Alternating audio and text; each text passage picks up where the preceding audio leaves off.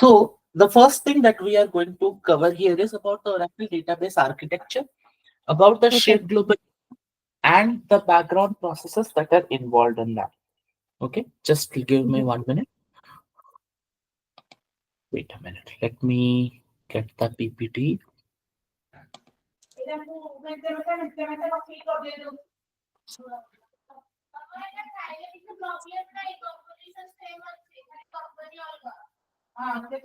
Okay, I'll check the PPT later. Let us start. Okay, you can refer the handout for the further explanations. Okay, Mhm. there are something other things as well for today which I have not given you, but I will give it to you. Maybe tomorrow before the session starts. Okay. Tomorrow Okay. when I prepare the documents, right, there are something extra we might cover over here, which I will be providing you then.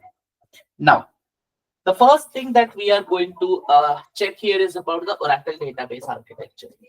So, Mhm. if we have to design, see what exactly is the Oracle database architecture is, we need to take the example of a computer system. A computer system contains what? A monitor, a keyboard, a mouse, and a CPU. So these four things together, they make a computer basic system. Similarly, in cases of Oracle, the shared global area and the database area, along with the background processes, make a complete era of the, or let's say, make a complete Oracle database system accessible to the client for working. So, the first thing that we are going to learn here is about the shared global area. The shared global area is the area where the client actually accesses your database. Now, the client cannot make directly the changes into the database because if there is anything that is getting wrong, then the entire data files will be corrupted of the database. Okay. So to Mhm.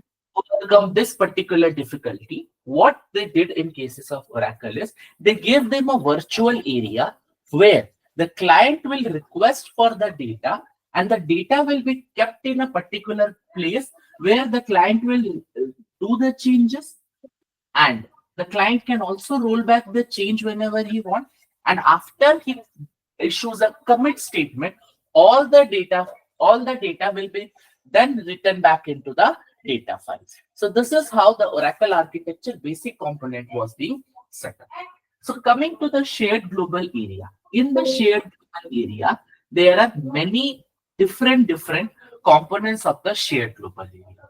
Some of the components of the shared global area include the presence of a large pool, a Java pool, redo log buffer, okay, buffer Mhm. cache, and along with the buffer cache, there is an area known as system cache or the SQL area. Okay, now these are the five main important components of a shared global area. So let's study in detail, or let me explain you in detail about all the five different components of this particular shared global area. The first component of the shared global area is your buffer cache. The buffer cache is the place where the data that is requested by a particular client to perform operation is being placed upon, or retrieved or kept in that particular area. To understand this, let's say there is a coffee machine. Okay. In a coffee machine, there are different kinds of coffees that has to be prepared: espresso, latte, any many etc. etc. I don't take coffee, so I don't know. Okay. So all of these five will require the coffee. So what do we do in a coffee machine? We keep the coffee, milk, water in a designated area. Whichever button we press, accordingly the things or the elements required for that particular coffee, for that particular type of coffee, are being transferred to that particular area where the coffee is being prepared, and then accordingly it is sent. Similarly here, the databases consist of three files: the data file, the control file, and the redo log file. The data Okay. files are the files Data files are the files where all the data are kept in a structured manner. Okay. So this, whenever any requirement is needed, let's say for example, there is a table called as the HR table under the employee schema. So since you are a user, you want to do select star from hr.emp. sorry, emp.hr, because emp is your schema. Sorry, and select star from emp.hr. So what it will do is it will fetch the data from the data files, and it will put the HR table data into the buffer cache. Now, while the data is being present in the buffer cache, you can do all kinds of edits, whatever edit you want to do. If you want to insert something, you can do it into that. If you want to delete something, if you want to, let's say, update something, if you want to update the tables metadata, all those things you can done when the data is being present in the buffer cache. These things are so fast that you cannot actually predict, you cannot depict that when the data is present in the buffer cache or when it is present in the data file. Okay, so the buffer cache is mainly it used to store all the retrieved data or all the data which the client had requested for, upon which the client works. Is it understood the use of buffer cache? Nihisa? Yeah, you say so. You say that one more time. A use of buffer cache. Okay, the use of buffer cache involves it keeps the data retrieved by the client in the memory area.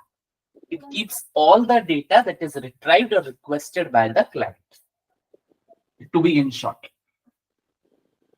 Okay. Okay. Next thing comes about your large pool. Now, with Oracle, there are some third-party apps like our RMAN, ASM. Okay. And apart from ASM, there are some other third-party apps like the Golden Gate or the change data capture mechanism. So these all third-party apps are managed by your large pool. That is all about your large pool. Is it clear about the large pool? Yeah, we still discussing the database as architecture. Yes, we are still discussing about the shared global area component of the database architecture. Okay. So I'm The next using thing that yeah, go I'm ahead. trying to follow you using these notes here. Okay. The one that says Oracle database architecture. Yes. Mm-hmm. Yeah. So let me tell you in which page you will find all these things. Yeah, This because is I'm the on the basic first structure. page. Okay. Okay. Go to page number 4. 3 and 4. You will find it about shared global area. Check it over there. So mine is not numbered. It's Just give me 1 minute. Give me 1 minute. okay.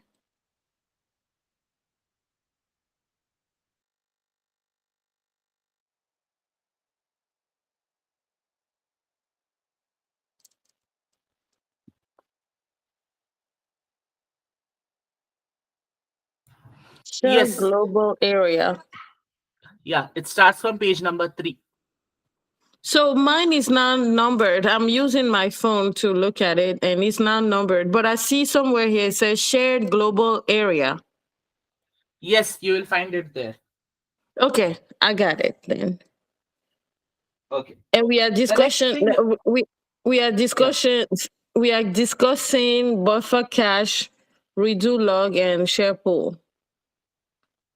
I think about buffer cache, it's already completed.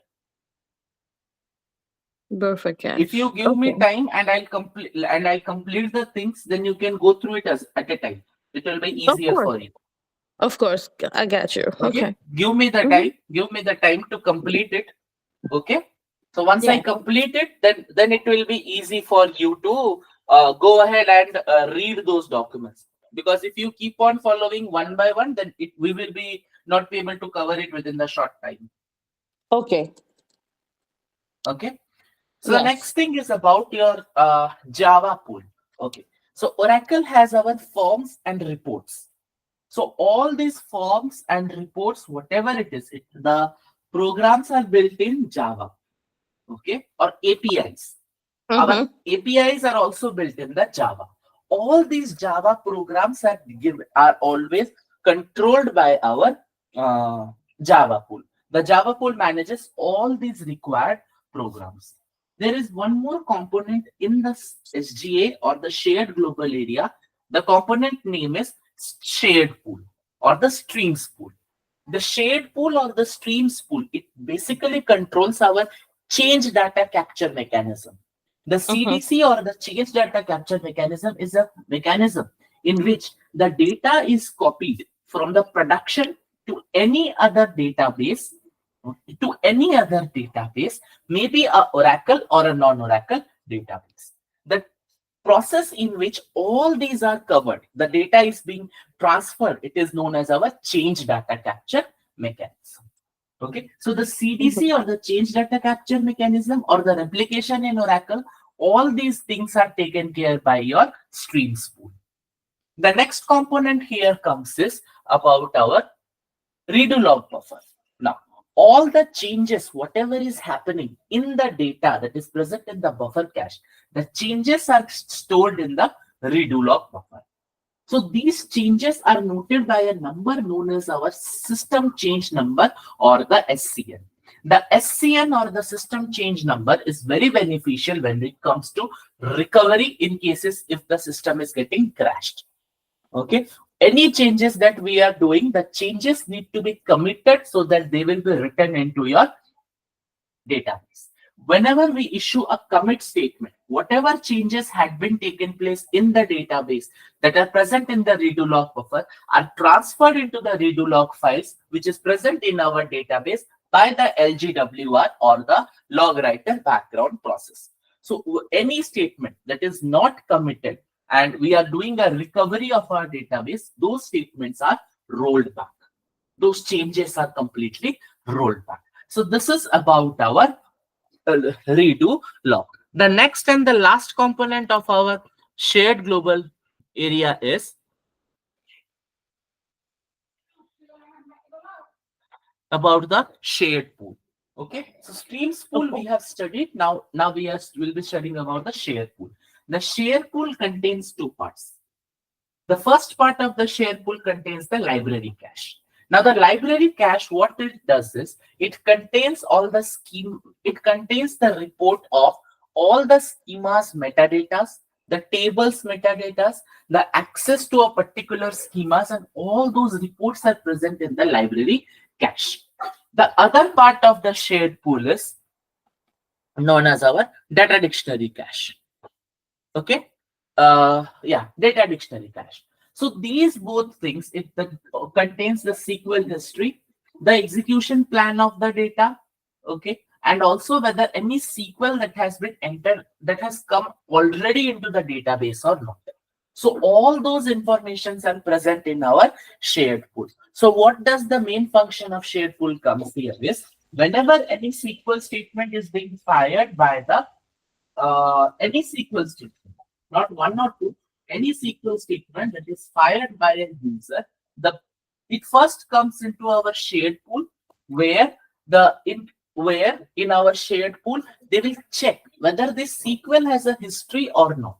In case if the SQL is not having a history, is having a history, in case if the SQL is having a history, then what is the plan for that SQL? What is the execution plan for that SQL? Is it running in good or is it running in bad? It will be checking all those things. Next step, what it will do in the shared pool is after everything is being checked, it will check whether the schema to which the SQL is trying to access, it has the required authentication or not. It has the required privilege or not, or it has the required privilege to run that particular SQL on that particular table or not. So these are the various kinds of things that are going to be checked by our shared pool, and then it will move to the buffer cache. So this is all about the shared global area. Okay, any doubt anywhere, you can let me know once I allow you to read the entire shared global area. So now I am giving you 10 to 15 minutes.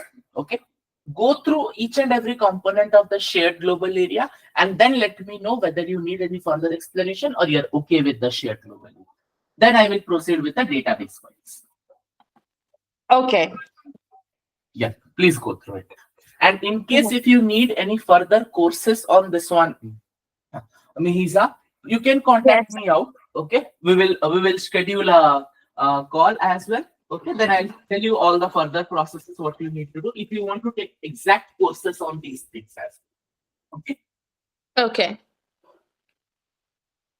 so I'm going on mute. Let me know once you are done with reading about the shared global area. Okay. Okay.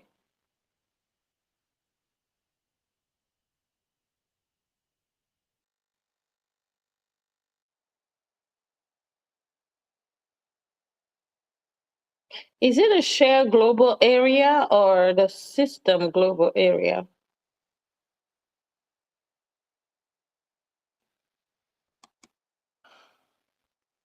It is shared global area. We also call it a system global area. It is same. Okay. Yeah.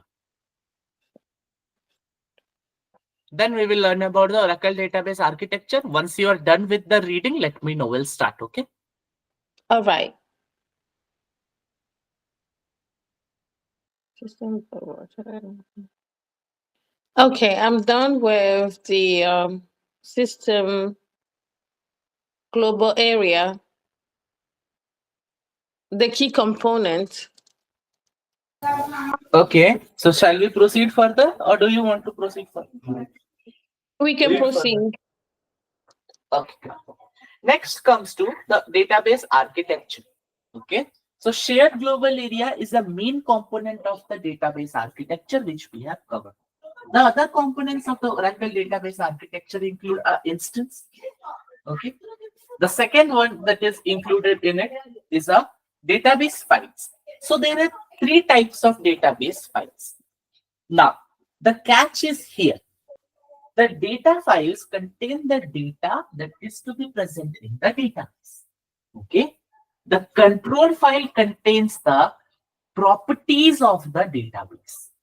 That is the entire skeleton of the database. How the database is created. What are the properties of the database? Ranging from how many sessions can be connected to the database, how many processes can be connected, what is the shared global area size, what is the PG or the private session size, what are the different other components. All those structures, the parameters and properties of the entire database, all the skeleton of the entire database is present in the control file.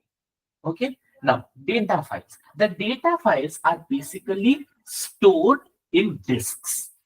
Okay. So when it comes to the disks, those disks can be stored in the files or in the file systems, or they can be stored in a component of the Oracle known as your ASM or the automatic storage management. The ASM is a third-party app that is storing all your data files. And when it comes to the ASM, the storage or the management of the data files, it happens automatically. We can use the simple commands to configure our data files and to do the required cleanups.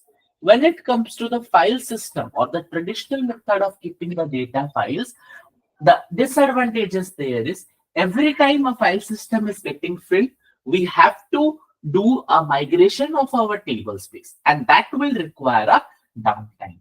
The second thing disadvantage of that is the managing or the renaming of the table spaces or the data files become difficult when they are stored in the file system, because we can't clean up anything. We cannot do the cleanups of the table spaces when it is stored in the file systems. We have to move the table space to some other part, or we need to resize, or we need to do the manual export and import. We cannot keep on deleting the obsolete data, but that is possible in cases of ASM. We can go ahead in particular table space and remove the data, whatever is present, or remove any kind of obsolete data that is present. We can identify and bring our table spaces down as well. Also, the transportation of the table space from one database to other in cases of migration, it becomes easy with the ASM, because the ASM instances are shared between different servers. So you can connect the different servers together, and you can just move your table space and redirect that this particular table space will be used by this particular database. And then it is done. the minimal amount of time is required to do all this transportation or cleanups, or no downtime is required. Okay, so this is how table spaces are stored in the AS. So these table spaces are stored in such a manner that they are present in the disks and they keep all the data files in block manner. So whenever these data files are kept in a block manner and the data is kept in tables and rows and columns, and hence every data is kept it sorted over. Now, there are many other features in the databases that helps in retrieval of the data easier, that we will study later, maybe tomorrow. Okay, because today we are focusing on some other concepts as well. The next thing that here comes is the redo log files. The redo log files keep a copy of all the changes that has been kept. So these redo log files are archived, and when they are archived, they are known as our archive log file. The archive log file acts as a backup piece in order to recover or restore our database. That becomes handy, or the archive structures become handy in case we are having a database that is having a frequent failures or frequently it is restarting. In that case, the backup is easier. So archive log files can be used to restore. So whatever changes are happening. Now, remember the path here. First, changes are happening in the buffer cache. Second, the data is being stored into the redo log buffer. Third, the LGWR, or the log writer background process, puts all the committed transactions into the redo log file. Fourth, the redo log file is archived, and hence it is known as our archive log file or the backup piece. These are the 4 different points. You need to keep it in your mind consistent, such that you will not be facing any issues in understanding these 4 things, because they might twist the questions over. Okay, so these are the 4 points you need to keep it in your mind.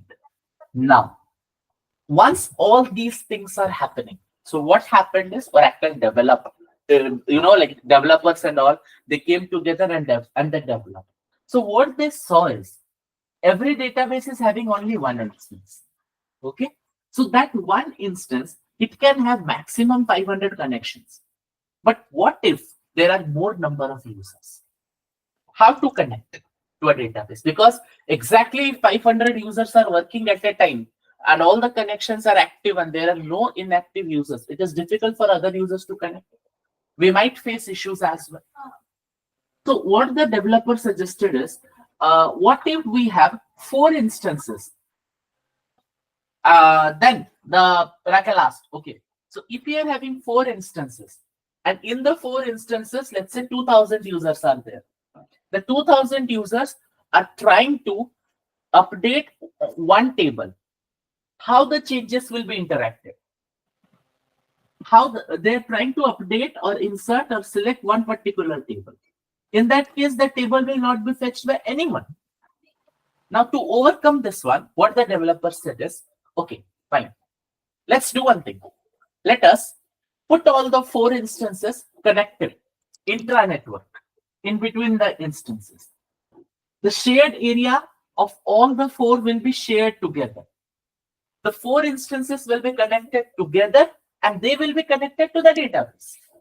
In that case, even if in instance number 1, there are 3 users, there are 200 users, they are updating a table, and instance number 4, those people are updating the same table, the updation can happen easily without any kind of issues. All the updations, it will be together visible to us. So from every component, from every instances shared global area, the changes will be picked up and they will be applied on the table direct. So all the committed transactions, we can view the last updated view like that as well. It won't affect anything. So this concept is known as our RAC, or the real-time application cluster. The one database will have more than 2 instances and all those instances are connected together. So whatever is happening, the shared global areas of the instances are together connected. So all the updates that are having to one particular table in different instances, they will be collected together and at a time it will be reflected in the table.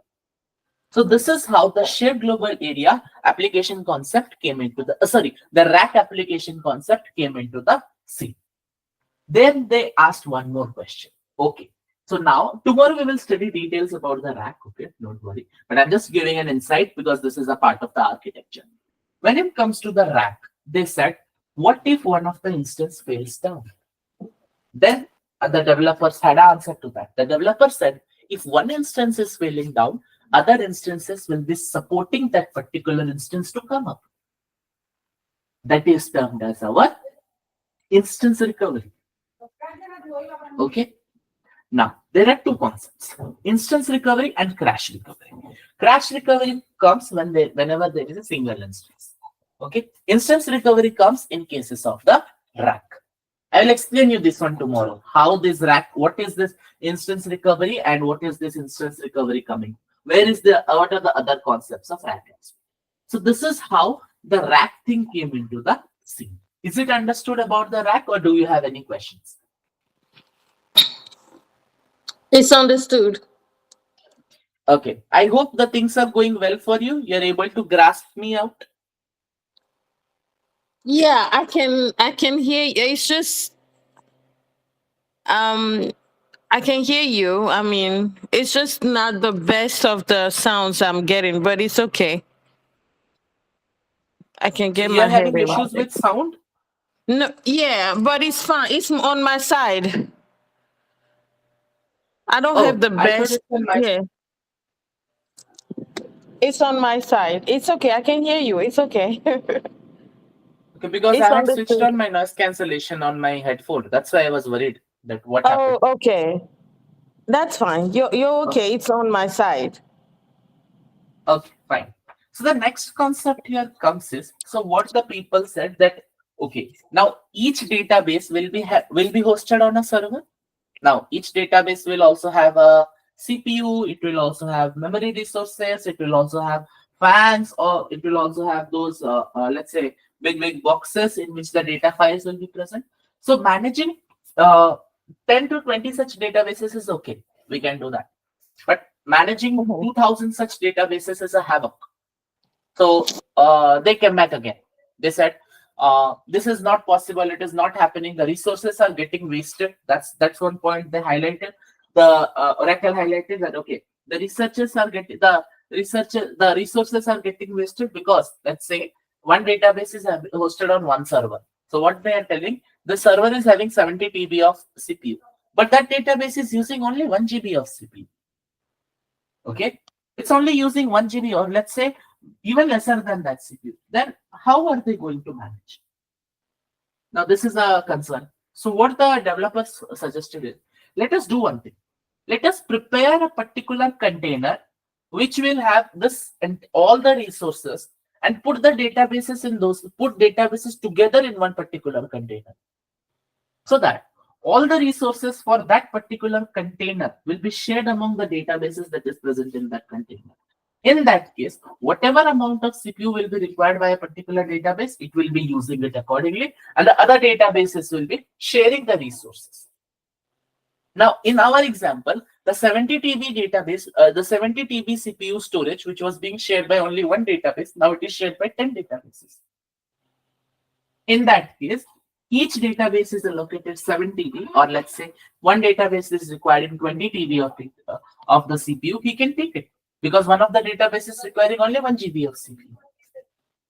So this concept is known as our multi-tenant architecture concept. So what happened in multi-tenant architecture is, there was a centralized database or the container which was known as the CDB. And the databases were termed as our pluggable database, or these databases can be taken out from one of the CDB and inserted into another CDB on the basis of our requirement.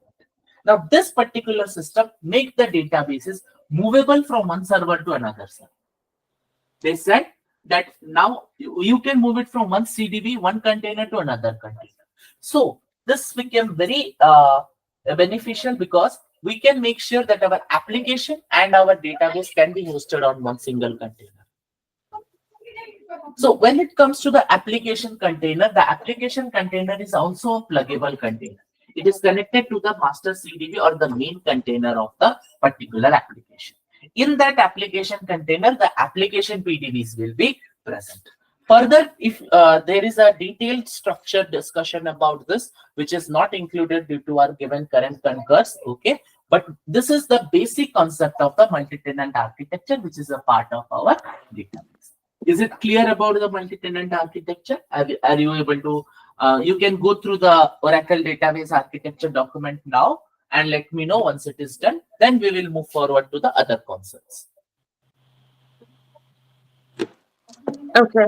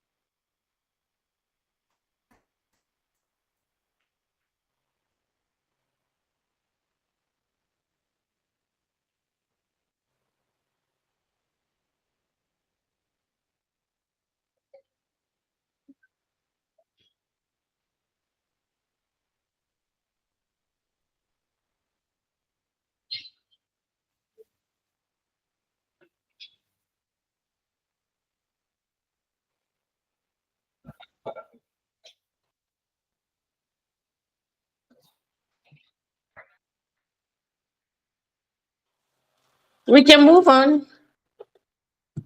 Okay, fine. The next thing we are going to see here is about.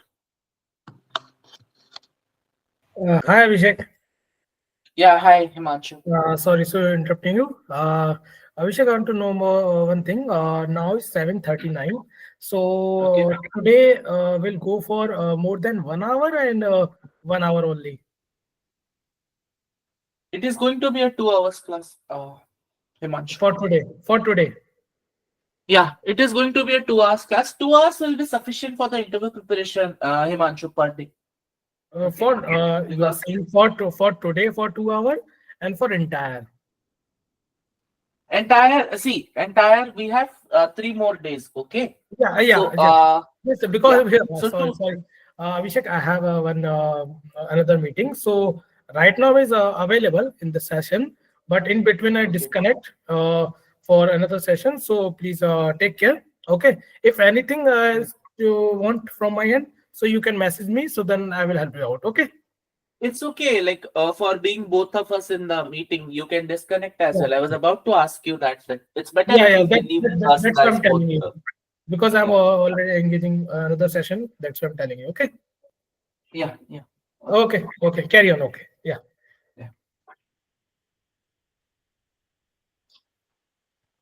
Okay. Hi, Meisa. Are we good Hi. to start about the Yes. background process? Yes. Okay. So there are 10 background processes we are going to read today.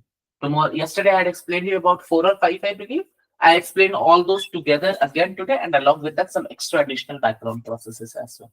Okay. So the first Yeah. background process that we are going to discuss is about the DBWR or the DB writer process. Now that you know about the buffer cache, okay, so the things will be pretty simple for you.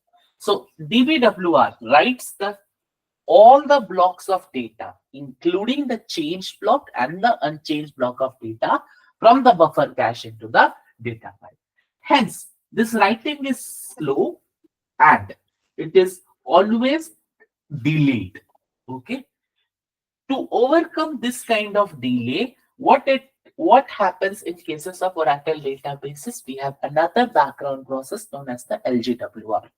So what the Mhm. LGWR does is it takes all the changes that has been committed from the redo log buffer and stores it in the redo log file. So in order to make sure that whatever changes have been applied to the database and whatever changes that are present in the redo log file are synced together, the checkpoint is triggered. The checkpoint background process, it triggers and it makes sure that all the changes that has been kept in the redo log files are applied successfully into our database files. So this is how these are the three different background process they are going to work together. Is it clear about the three background processes? Yes. Yeah, okay, fine. The next background process is about the SMON or the system monitor. So the SMON is helpful in performing system level recovery when the Oracle instance is restarting after a particular failure. Okay, so it runs automatically upon the database startup when the instance is crashed and whenever it is requiring a recovery. This function makes sure that our transaction is consistent and the database is restored to a consistent state from where all the changes that has been committed are reflecting and all the changes that has been not committed are already rolled back. The next process in this background process is our PMON. So this PMON is responsible for cleaning up and recovery of the resources that are used by certain sessions. Okay, or whether they are failed or whether they are terminated. So PMON is helpful in recovering the all those resources back. Okay, and it makes sure that the database is not left in an inconsistent state for that particular session. So it automatically or continuously runs in the background. Now the difference between SMON and PMON. SMON runs only when the crash recovery is needed, but the PMON process runs continuously in the background and it responds to user session failures or the disconnections. It makes sure that none of the sessions are ending in an inconsistent state and or let's say any locks or anything that has not been released after a particular SQL is completing, that is being made sure it is done by the PMON process or the process monitor background process. The next process here is about the archiver process. So what the archiver process does is it copies the log files to an archive location after the log files have been filled. Okay. Now archiver process runs only when the database is in archive log mode. There are some database like the transactional database or the historical databases which we might not put it in the archive log mode because we don't want to keep a backup of those databases. Okay, so this archiver process is responsible for copying our redo log files and archiving it and keeping it in a location whenever it is needed. So it depends upon our consistency parameter, how many days we want to keep a particular archive file. After that a particular time has been passed, those archive files will be deleted automatically and the archiver itself will be cleaning up the obsolete archive files. The next process here comes is about the recoverer process. So this basic recoverer process, it helps in Oracle real-time application clusters in cases of rack, if there is any transaction that is failing abruptly or inconsistently. So those all issues are being resolved by the recoverer. So the recoverer processes, it mainly helps in our rack administrations. It helps in putting the transactions into a consistent state and there are no transactions that are inconsistent in nature. The next background process is our listener background process. So this basic listener background process, it is not a background process, but it is inside the instance, but it is critical for our client server communication. This is making sure that all the sessions are being connected properly and the database is listening to all the connections that are coming and accepting and giving the required result as it is asked to. The next one is our job queue process. The job queue background process, it maintains and upholds all the jobs that are being scheduled by a particular person in our database to make sure that the backups of the database, the stats of the database, the reports of the databases are getting generated periodically. So we can use the DBMS scheduler to schedule our jobs. Okay, and the job queue will be triggered by this particular view. The next one is our background dump process. So what happens is whatever is being happening in our database is being noted down. So the background dump process helps in noting down these particular diagnostic and trace information to the log files. So in case of any issue is happening, we can go to the trace log file and trace log part and upload the particular TRC or TRM files as and when it is required to the Oracle to help us to manage and resolve our issues. So they also capture our diagnostic and debugging information that is help in resolving the database issues. So this is what the background dump process is helpful with. The next and the last process is our EXPMP or IMPDP process. So these are the processes that run in the background and they are manually triggered for the export and the import functionalities. Okay, so they enable high performance data transfer between the Oracle databases in cases of import. So they helps in making sure that the files are being retrieved properly from the dump and copied into the target databases as and when it is needed. So this is about the background process in Oracle. You can go ahead and read about the background process, and then we will be proceeding for the client connectivity in the with the database. This we have completed yesterday, but still I will make sure that I will teach you, I will make you go through all of them. And the last concept is ASM and table space. With that, we will complete today's session as well. Please go through this one and then take a 10 to 15 minutes break. We'll start at 8 exactly. Okay. So what are we starting on the next break? We are at we just finished the listener client connectivity. Yeah. No, we have not finished client connectivity. We will start it. We'll start at about 12 minutes from now. Okay. 11 minutes, basically. All right. Yeah. Yes, hi, Misa. Okay, hi. Yeah. Okay. So the next thing is about the client connectivity in database. Okay, so whenever the client requests, so he can request using the SQL Plus or SQL Developer or any custom applications. Okay, then his when he is requesting for the application connectivity, he need to have the host number, host name or the IP address of the DB, port number in which the Oracle listener is accepting the connections, SID or the identifier of the database, and the username and password. Then the Oracle net listener will be then further verifying this before we move further with the connectivity. Once all the data has been verified by the Oracle net listener, the listener will be picking up the request and then going to the database and setting up the connection accordingly. So the server process is present within the Oracle net listener, which is going to make sure that all the credentials which the client has provided is true and its authenticity will be verified by it. Then further, the communications between the client and the particular database can take place easily. So this is all a simple thing about the client connectivity with the database. You can read it, but not now. Let me go further. Okay. You can read it, but not now. I will tell you when to read it. Okay. I'll give you the time because we have ASM to complete, and after ASM, there is table spaces that is needed to be taken care of. So let me complete this so that you can go through the documents and then we can wind up the session accordingly. Okay.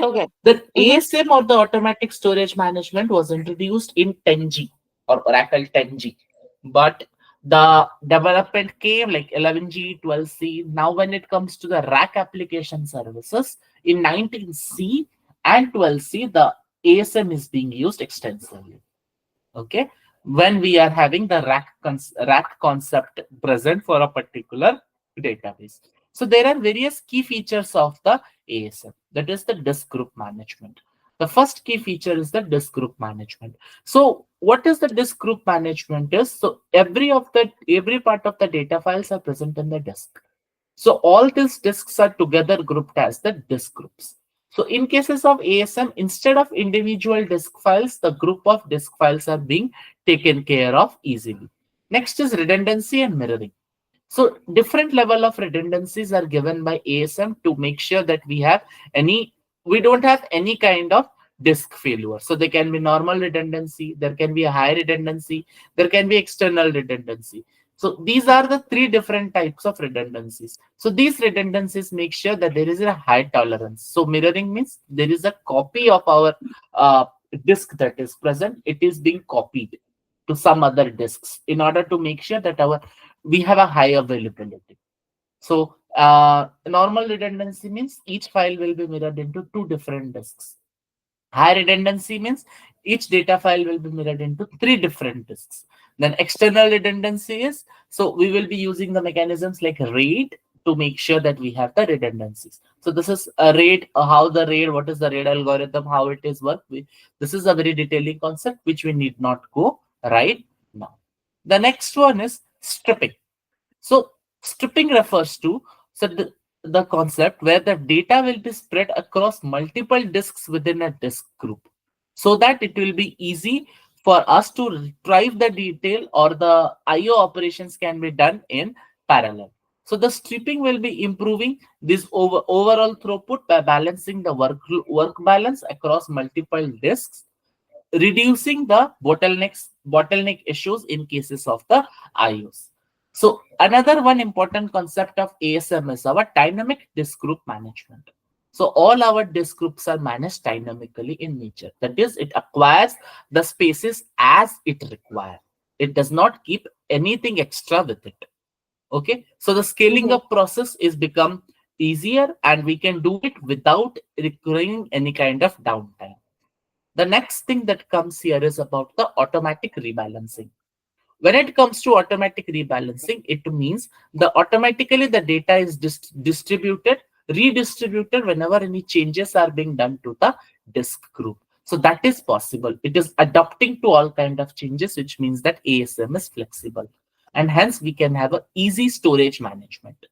Okay, so it acts as basically a file system for Oracle database files, and it also works well in the rack environment, and because it helps in sharing the storage between multiple instances, and it helps in improving the availability of the rack instances. We can also use ASM so that we can have a backup and recovery is streamlined. We can back up our databases as well, and it can also integrate with RMAN easily, so that the table spaces will be backed up easily as well, because it is helping maintaining all the data, all the various components of the table space, various components of the database in accordance with the backup and the restoration process. We can automate those things in the backup process, and automatically all the recovery will be happening. So there are various key components of the ASM. Like we know, every ASM, every automatic storage management need to have its own kind of instance, and in that particular instance, it will be managing the disk groups and perform all the required tasks. Now, the disk groups, these are the logical containers that contains various disks piled up together. Then ASM files. So ASM files basically refer to the database files.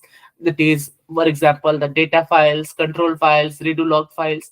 So files are stored in ASM as the logical entities, and the ASM manages their placement.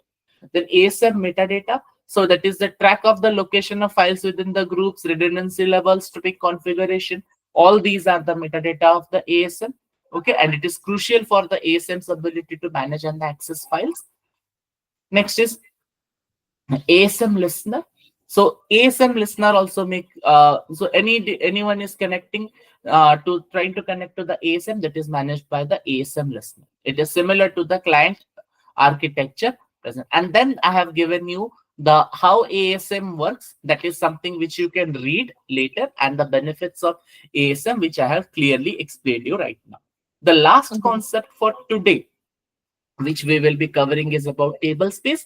Before that, please go ahead and complete your client connectivity and the ASM instance. Once you are done reading with both the concepts, let me know. We will be reading about table spaces accordingly. Okay, I'm on. Okay, so I'm reading up on components of ASM. Yeah, you can read the component of ASM, yeah, and the client connectivity as well. Once you are done reading both of them, let me know. We will proceed with the table spaces. Okay. So the last concept here is about the table spaces management.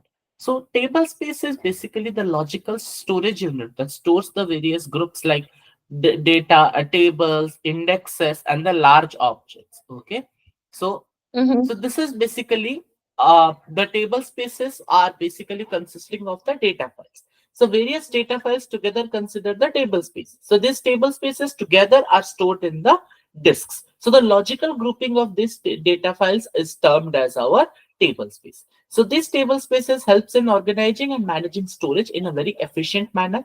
It provides the flexibility for that. So it's basically, we can say it's a logical container. Okay, and the actual physical files that stores the data associated with the table spaces, so the actual physical files are kept on the file system or the raw devices. So there are various types of there are various types of table spaces present. So one is our permanent table spaces. So the system and the sysocs table spaces are the permanent or the by default table spaces that is present within any kind of database. The system table space consists the metadata of the entire database associated with it, whereas the sysocs table space consists all the audit related metadata files. So if you want to find anything related to audit, you need to venture your sysocs table space to find out the required files. The other Is table there spaces anything include related to temporary audit? audit. Yes. Okay.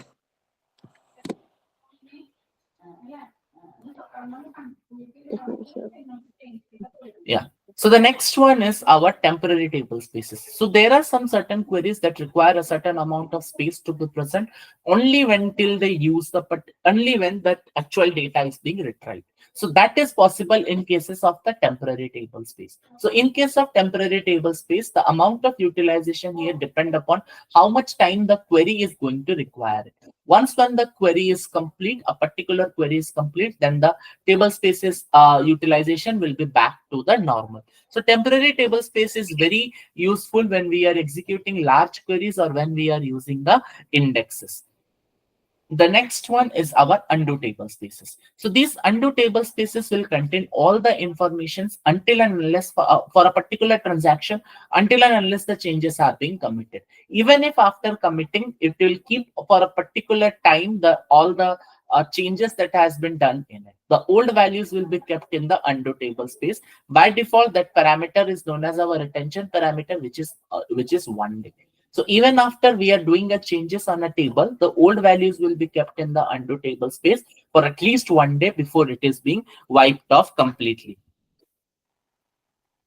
Okay, so this is all about the undo table space. Now there are two types of table spaces. The one is our big file table space and another one is our small file table space. So big file table space refer to the table spaces in which you don't have to add data file every time you want to increase it.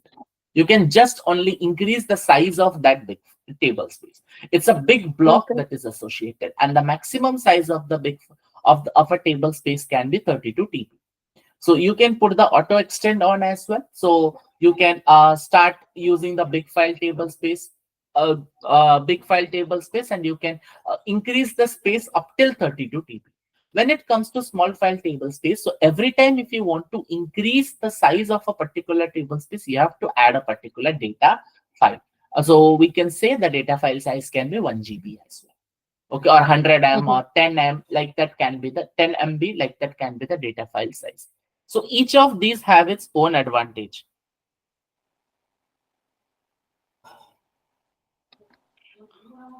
Okay, each of these can be its own table, each of these can have its own advantages and the disadvantages. So we can also make sure that our data files, whatever is being stored, that we can put it to a particular extent. So what are these extents? It is a set of contiguous data blocks that are allocated to store data in a data file.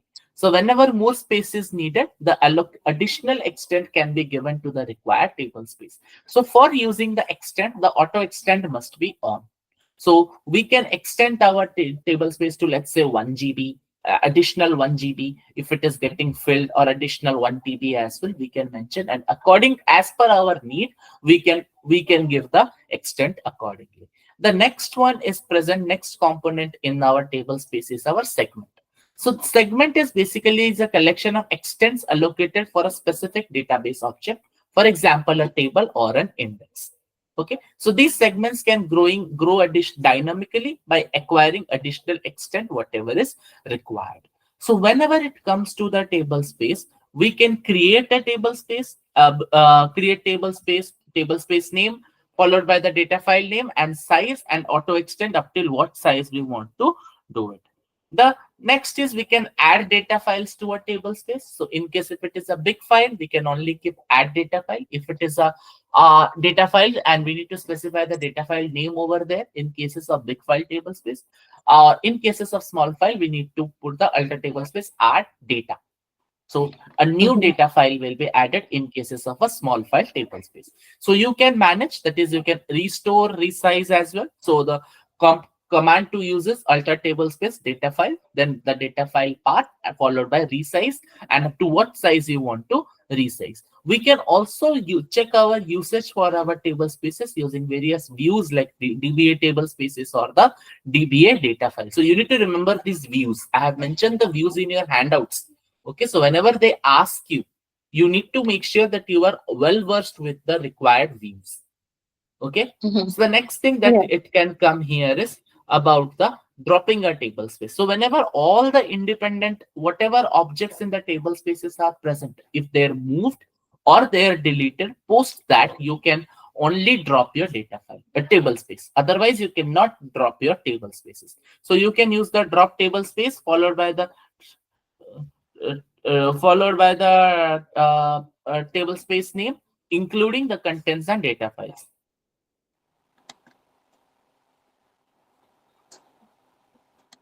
Okay, the next one is coming to our okay, so benefits of using the table spaces. This is the last thing that we are going to read today. We are going to discuss today. So the benefits, it helps in keeping the the table spaces organized. It helps in the performance increasing. It helps in backup and recovery. Okay, it also helps in providing scalability. Okay, so these are the various benefits of using our required table spaces. So table space management is very much important as a part of the DBA. So you need to, if your table space is getting filled up, you cannot actually operate your database and your entire database will be going into a hang state. So whenever the basic storage management concept comes, the first thing that we are going to do is about the is about the table space and its required management. So creating a table space, making sure, okay, so we have user defined table spaces as well that we will be defining on our own. We can use the create table space command to define our own table space. Okay, once our table space has been designed by us, we can create all the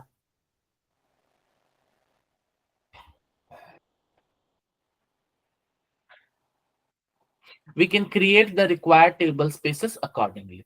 So we can create our extent, we can create our quota as well. So quota can be 10M, we can make it unlimited. So quota allows how much amount of operation can be done on a table space in extensively.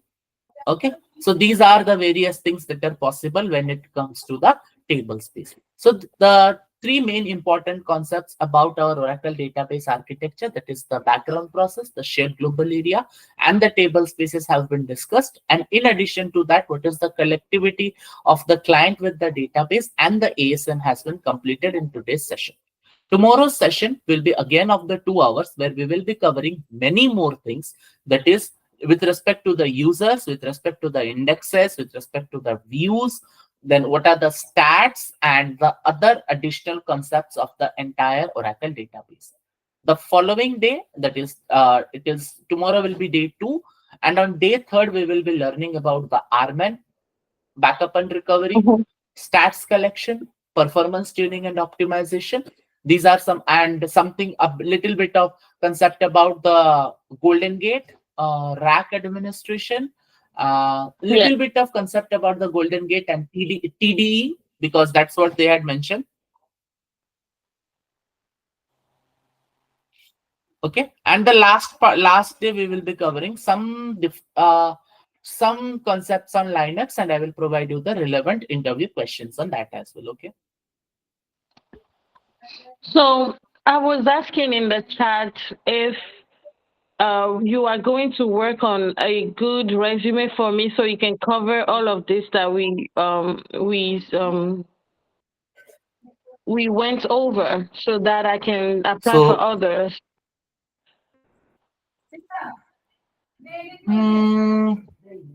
you want me to help you build the resume?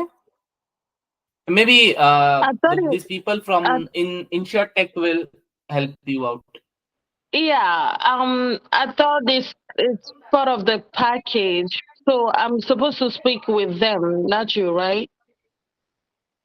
Yes, I yes, need speak with them. okay. Because I know I have an interview coming up, but I just wanted to get a better or a good interview resume. I don't know. I share mine with you. What do you think about it? Maybe I can use your feedback. Okay, but I still think there are much advanced things mentioned, and they have your resume with them. Okay, so there is no point Okay. in changing the resume now. You need to Mm-hmm. abide by that. Okay, because they Okay. have one of your resume with them, correct? Okay. I believe so. I did share my resume. Yes. Yeah. If they are having a resume with them, then it is difficult. Okay. Okay. So we are done I'm for gonna the keep day your today. I'm going to keep your Yeah, please information tell just me. in case I have, a lot of questions about, I might have questions, something to be clarified, or I'm having trouble somewhere. Maybe I can reach out so you can help. Is that okay? Okay, sure. Yeah, that's All okay. right. So we will meet tomorrow and Thursday. Yeah, we will be meeting tomorrow. Hmm. All right, that sounds good. Thank you so much. I'm just going to go over everything, and I will take note of some questions if I have any, and then I'll get back tomorrow. Yeah. Hmm. Okay. Thank All right. you. Thank you. Have a good one. Yeah, have a good one. Agya? हाँ